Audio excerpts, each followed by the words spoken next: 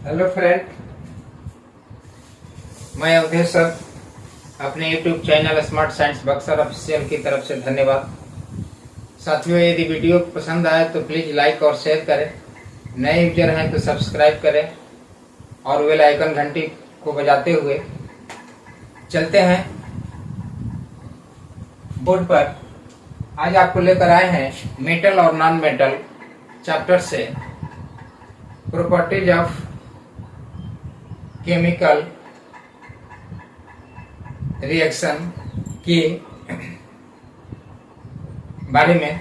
तो आज देखेंगे हम कि रासायनिक गुण। क्या पढ़ेंगे? रासायनिक गुण। आज पढ़ेंगे हम रासायनिक गुण, क्योंकि पिछले वीडियो में हम पढ़ चुके हैं भौतिक गुण, फिजिकली गुण पढ़ चुके हैं। अब आप पढ़ेंगे केमिकल रिएक्शन यानी रासायनिक गुण, properties of chemical reaction, metal and non metal, धातु और अधातु। तो चलिए, पहला गुण क्या कहता है? पहला क्या गुण कहता है? नंबर 1 लिखेंगे। क्वेश्चन आता है कि धातु और अधातु में रासायनिक गुण का अंतर स्पष्ट करें या लिखे। तो एक साइड लिख देंगे धातु और एक साइड लिख देंगे अधातु, यानी मेटल और नॉन मेटल। अब देखिए, नंबर 1 गुण लिखते हैं धातु में। नंबर 1 गुण क्या कहता है कि धातुएं ऑक्सीजन से अभिक्रिया कर ऑक्साइड बनाती है। क्या बनाती है? ऑक्साइड बनाती है। धातुएं ऑक्सीजन से अभिक्रिया कर ऑक्साइड बनाती है। धातुएं ऑक्सीजन से अभिक्रिया कर क्षारीय ऑक्साइड बनाती है। जैसे देखिए, तांबा है, उसको ऑक्सीजन के साथ अभिक्रिया कराते हैं तो CuO यानी यह हो जाता है कॉपर ऑक्साइड। यह जो है, अगर उसको वायु के संपर्क में हिट करते हैं तो यह बन जाता है काले आकार का। कैसा हो जाता है? इसका रंग काले रंग में परिवर्तित हो जाता है। तो यह हो गया।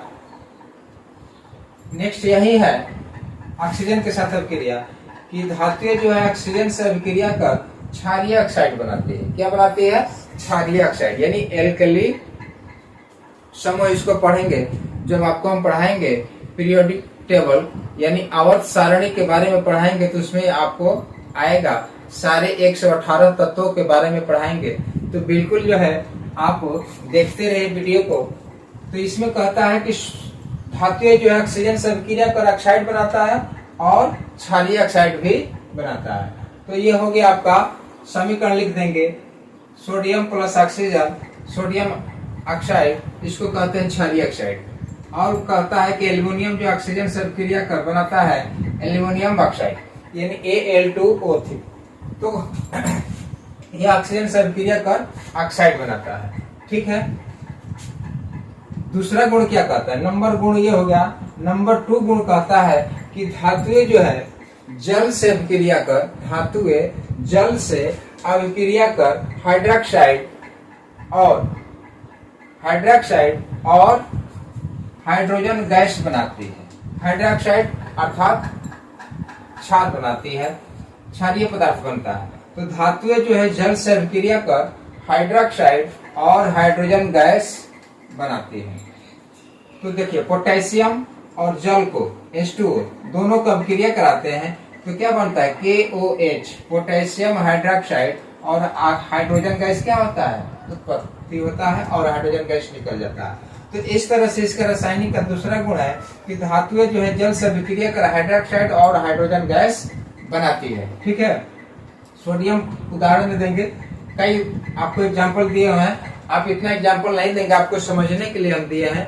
एग्जाम्पल के लिए आपको एक समीकरण काफी है। सोडियम और जल का अभिक्रिया कराते हैं तो सोडियम हाइड्रोक्साइड और हाइड्रोजन गैस बनता है। एल्युमिनियम और जल का अभिक्रिया कराते हैं तो एल्युमिनियम ऑक्साइड और हाइड्रोजन गैस बनता है। तो यहाँ पर देखिए, ये हाइड्रोक्साइड हम पढ़े कि धातुएं जो है जल से अभिक्रिया कर क्या बनाती है? हाइड्रोक्साइड बनाती है और हाइड्रोजन गैस बनाती है। लेकिन कुछ धातुएं ऐसे भी होती हैं कि वह धातुएं जो है जल से अभिक्रिया नहीं करती है, वह जल से अभिक्रिया नहीं करती है। जैसे देखिए, एल्युमिनियम है, कॉपर है, तांबा है, सोना है, चांदी है, इसको पानी में डाल दीजिएगा तो वो अभिक्रिया कर पाएगी? नहीं कर पाएगी, क्योंकि वो किससे अभिक्रिया करेगी? ऑक्सीजन से ही अभिक्रिया कर पाएगी। तो इस तरह से हम कह सकते हैं कि धातुएं जो है जल से अभिक्रिया नहीं करती है। धातुएं जो है जल से अभिक्रिया नहीं करती है, तो उसका भी समीकरण आपको दे दिए हैं। धातुएं जो है जल से में डालेंगे तो धातुएं जो ऑक्सीजन से अभिक्रिया करेगी और हाइड्रोजन गैस बनाती है। ठीक है, तो हम पढ़ेंगे कि धातुएं जो है जल से अभिक्रिया कर हाइड्रोक्साइड और हाइड्रोजन गैस बनाती है। तो यही है कि हम सीधा इसका आंसर रखेंगे कि धातुएं जो है जल से अभिक्रिया कर हाइड्रोक्साइड ऑक्साइड और हाइड्रोजन, इसका प्रमुख है कि हाइड्रोजन गैस बनाती है। चलिए नंबर 3 गुण क्या कहता है? धातु का, मेटल का रासायनिक गुण तीसरा क्या कहता है? कहता है कि धातुएं जो है अम्ल से अभिक्रिया कर लवण और हाइड्रोजन गैस बनाती है। धातुएं अम्ल से अभिक्रिया कर लवण और हाइड्रोजन गैस, देखिए MgSO4, यह क्या हो गया? लवण हो गया। पिछले वीडियो अम्ल क्षार और लवण वीडियो पढ़े हैं, उसमें भी आपको बताए हैं। Mg मैग्नीशियम, H2SO4 तनु सल्फ्यूरिक अम्ल, ये दोनों मिलकर क्या बनाते हैं? MgSO4 यानी मैग्नीशियम सल्फेट, यह हो गया लवण और हाइड्रोजन गैस उत्पन्न करते हैं। दूसरा एग्जांपल देख लेते हैं। सोडियम और सोडियम को H2SO4 सल्फ्यूरिक अम्ल से अभिक्रिया कराते हैं तो सोडियम सल्फेट और हाइड्रोजन गैस बनाते हैं। तो सोडियम सल्फेट क्या है? एक लवण है। तो हम कह सकते हैं कि धातुएं जो है अम्ल से अभिक्रिया कर लवण और हाइड्रोजन गैस बनाती है। ओके, चलिए नंबर 4 गुण देखते हैं धातु का। नंबर 4 गुण कहता है कि धातुएं जो है क्षार से अभिक्रिया कर, धातुएं क्षार से अभिक्रिया कर, क्षारीय पदार्थ से अभिक्रिया कर लवण बनाती है, लवण और हाइड्रोजन गैस बनाती है। धातुएं क्षार से अभिक्रिया कर लवण और हाइड्रोजन गैस बनाती है। जैसे देखिए जिंक, जिंक जो है सोडियम हाइड्रोक्साइड, सोडियम हाइड्रोक्साइड क्या है? एक क्षारीय पदार्थ है, एक क्षार है, ये तीखा लगता है, तो ये क्षारीय पदार्थ है। तो सोडियम हाइड्रोक्साइड से अभिक्रिया कर क्या बनता है? Na2ZnO2 और हाइड्रोजन, तो सोडियम जिंकेट Na2ZnO2 यह एक लवण हो गया, तो इसका नाम हो गया सोडियम जिंकेट, सोडियम जिंकेट। तो ये हो गया धातुएं जो है क्षार से अभिक्रिया कर लवण और हाइड्रोजन गैस बनाती है। 4 गुण आपको काफी है, 4 प्रॉपर्टीज अगर आप लिख देते हैं वेलकम। चलते हैं अब अधातु के बारे में, यानी नॉन मेटल का रासायनिक गुण क्या करता है, यानी प्रॉपर्टीज ऑफ केमिकल रिएक्शन अधातु क्या कहता है? नंबर 1 गुण, अधातुएं ऑक्सीजन से अभिक्रिया कर ऑक्साइड बनाती है। इसमें भी धातुएं जो है ऑक्सीजन से अभिक्रिया कर ऑक्साइड बनाती थी, इसमें क्या है अधातु में कि अधातुएं ऑक्सीजन से अभिक्रिया कर ऑक्साइड बनाती है। नोट करते जाओ, अधातुएं ऑक्सीजन से अभिक्रिया कर ऑक्साइड बनाती है। समीकरण लिख दो, सल्फर और O2 SO2 यानी सल्फर डाइऑक्साइड, इसको कहते हैं sulphur dioxide. Carbon plus oxygen, carbon और ऑक्सीजन को मिलाएंगे तो कार्बन डाइऑक्साइड, यानी कह सकते हैं कि अधातुएं ऑक्सीजन से अभिक्रिया कर ऑक्साइड बनाती है। चलिए नंबर 1 हो गया। नंबर 2 गुण क्या कहता है? अधातुएं जल से अभिक्रिया नहीं करती है।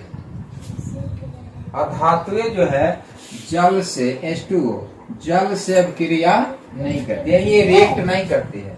इसका रासायनिक गुण दूसरा लिख देंगे कि अधातुएं अर्थात नॉन मेटल जल से अभिक्रिया प्रायः नहीं करती है। नंबर 3 क्या कहता है? इसमें था कि धातुएं अम्ल से अभिक्रिया करती है, लवण और जल बनाती, हाइड्रोजन बनाती थी। तो इसमें क्या कहता है कि अधातुएं अम्ल से प्रायः अभिक्रिया नहीं करती है, ये रिएक्ट नहीं कर पाती है। अधातुएं अम्ल से अभिक्रिया नहीं करती है। नंबर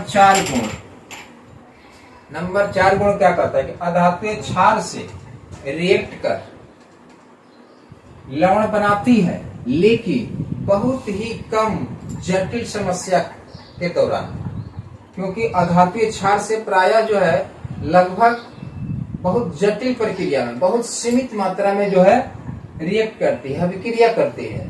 तो यही कहता है कि अधातुए क्षार से रिएक्ट करती है लेकिन बहुत ही कम करती है। तो इसका एग्जाम्पल आपको दे दिए हैं कि क्लोरीन और कैल्शियम हाइड्रोक्साइड को अभिक्रिया कराते हैं तो ब्लीचिंग पाउडर और जल का निर्माण। तो ब्लीचिंग पाउडर जो बनता है ये होता है लवण। इस तरह से हम कह सकते हैं कि अधातुए क्षार से अभिक्रिया कर लवण और जल बनाती है। उपधातु हमारा होता है टोटल 7 प्रकार के उपधातु आपको पढ़ने को मिलेगा आपके किताब में, क्योंकि पहले आप पढ़ चुके हैं मेटल और नॉन मेटल में कि धातुएं कितनी होती है 91 और अधात 20। अधातु जो है 20 और धातुएं जो है 91 और उपधात 7 और टोटल मिलकर होता है 118 तत्व। तो आज हम आपको केवल पढ़ाएंगे उपधात यानी मेटोलॉइड। तो मेटोलॉइड में पढ़ेंगे उपधातु में 7 प्रकार के। कौन कौन 7 हैं देखिए। नंबर 1 है बोरान, नंबर 2 है सिलिकॉन, नंबर 3 है जर्मेनियम, नंबर 4 है आर्सेनिक, नंबर 5 है एंटीमनी, नंबर 6 है टेलेरियम, नंबर 7 है पोलोनियम। तो ये 7 प्रकार के आपको पढ़ना है उपधातु। तो इसके सिंबल हो गए, सांकेतिक चिन्ह आपके साथ में दिए हैं। अब हम पढ़ाएंगे आपको कि इन उपधातु का उपयोग कहाँ कहाँ किया जाता है, इनका उपयोग कहाँ किया जाता है। तो सबसे पहले चलेंगे हम अपने फर्स्ट है बोरान। बोरान यानी इसका संकेत चिन्ह है बी। बोरान का उपयोग हम लोग कहाँ करते हैं देखिए। बोरान का उपयोग हम लोग कहते हैं अकार्बनिक ग्रेफाइट और अकार्बनिक बेंजीन के रूप में करते हैं। बोरिक एसिड के भी रूप में हम लोग बोरान का उपयोग करते हैं। कांच उद्योग में भी इसका उपयोग किया जाता है और खाद्य पदार्थ परिरक्षण के रूप में भी बोरान का उपयोग किया जाता है। तो ये हो गया बोरान का उपयोग। अब चलते हैं सिलिकॉन। सिलिकॉन एक ऐसा उपधातु है। तो सिलिकॉन का उपयोग कहाँ करते हैं, साबुन के रूप में, शीशे के रूप में, कंप्यूटर चिप्स जो हम लोग कंप्यूटर का इस्तेमाल करते हैं उसका जो चिप्स बनता है यानी इस चिप्स को बनाने में सिलिकॉन का उपयोग किया जाता है। चलिए देखते हैं नेक्स्ट क्या है, जर्मेनियम। जर्मेनियम का उपयोग कहाँ किया जाता है, ट्रांजिस्टर बनाने के रूप में किया जाता है। जर्मेनियम का उपयोग फोटो इलेक्ट्रिक सेल बनाने के रूप में किया जाता है और जर्मेनियम का उपयोग सोलर सेल में भी किया जाता है। चलिए नेक्स्ट देखते हैं क्या है, आर्सेनिक। यह आर्सेनिक एक उपधातु है। इनका उपयोग कंप्यूटर चिप्स में बनाने के रूप में किया जाता है। गैलियम आर्सेनाइड इसका यौगिक है। आर्सेनिक का एक यौगिक है गैलियम आर्सेनाइड जो अर्धचालक के रूप में इसका उपयोग किया जाता है। किसके रूप में किया जाता है, अर्धचालक के रूप में। ठीक है, तो हम जान गए कि आर्सेनिक का उपयोग कहाँ किया जाता है, अर्धचालक के रूप में किया जाता है। Sb इसको कहते हैं एंटीमनी। एंटीमनी का एक यौगिक है एंटीमनी सल्फाइड। इस एंटीमनी सल्फाइड का उपयोग अर्थात एंटीमनी का उपयोग हम लोग एक यौगिक के रूप में बना करके उनका उपयोग माचिस के तीली के सिरी पर लगा जो लाल रंग का या ब्लैक कलर का जो ज्वलनशील पदार्थ होता है, जैसा ही हम माचिस को क्या करते हैं, माचिस के डिब्बे पर उस माचिस की तिल्ली को रगड़ते हैं तो उसमें आग निकल पाती है, ज्वलनशील हो जाता है, वह जलना प्रारंभ कर देता है। तो जो माचिस के तिल्ली पर लगा रहता है वही होता है एंटीमनी सल्फाइड, जो एंटीमनी से बना होता है। ठीक है, नेक्स्ट देखते हैं टेलेरियम। टेलेरियम क्या है, तो इसका उपयोग जो है मिश्र धातु बनाने में किया जाता है और सौर कोशिकाओं के निर्माण में भी किया जाता है और इनका उपयोग अर्धचालक के रूप में भी किया जा सकता है। टेलेरियम का उपयोग अर्धचालक के रूप में भी किया जाता है। चलिए नेक्स्ट देखते हैं पोलोनियम। इसका संकेत चिन्ह होता है PO। पोलोनियम का उपयोग कहाँ करते हैं, यह एक उपधातु है, तो पोलोनियम का उपयोग रेडियो एक्टिव होता है, इसलिए इनका उपयोग बहुत ही सीमित होता है। इसलिए इनका उपयोग रिसर्च के लिए भी किया जाता है। किसी रिसर्च को करने में भी इसका उपयोग सहायक के रूप में किया जाता है। तो इस तरह से हम जान गए कि उपधातु 7 है और सातों उपधातु के बारे में हमने पढ़ लिया।